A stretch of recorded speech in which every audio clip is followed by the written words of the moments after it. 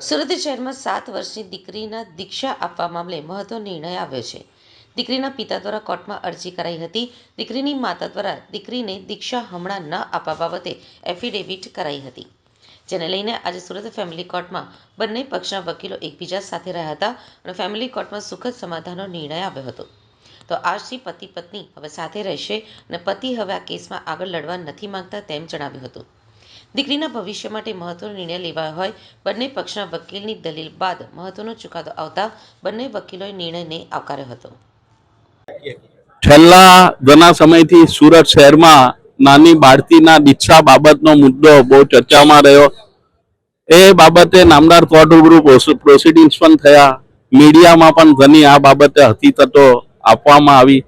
પરંતુ જ્યારથી family કોર્ટનો summons મને મળ્યો ત્યારથી હું એક માતાના વકીલ તરીકે પહેલેથી એ અભિપ્રાય ધરાવતો હતો કે આમાં સમાધાન થાય, બાળકીના માતા અને બાળકીના પિતા સાથે રહેતા થઈ જાય, બાળકીનું ભવિષ્ય સચવાઈ જાય.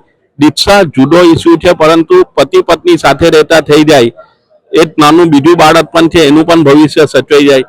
તો મેં સામાવાલા પત્ની એટલે માતા તરીકેના વકીલ તરીકે, સ્વાતિબેન મહેતાએ પતિ એટલે પિતા તરીકેના વકીલ તરીકે અને જૈન સમાજના વડીલોએ વચ્ચે દરમિયાનગીરી કરીને સમાધાન થાય એ બાબતના પ્રયત્નો કર્યા અને બંને પક્ષકારો પતિ અને પત્ની સમાધાન કરવા માટે રાજી થયા અને એવું નક્કી કરવામાં આવ્યું કે આજથી જ એ લોકો પતિ પત્ની તરીકે ફરીથી સાથે રહેશે અને બે બાળકોનું ભવિષ્ય જે રીતે પણ સારું બને એવા તમામ પ્રયત્નો કરશે. એ બાબતે આજે સવારે સમજૂતીનો કરાર બનાવવામાં આવ્યો બે પક્ષકારો વચ્ચે.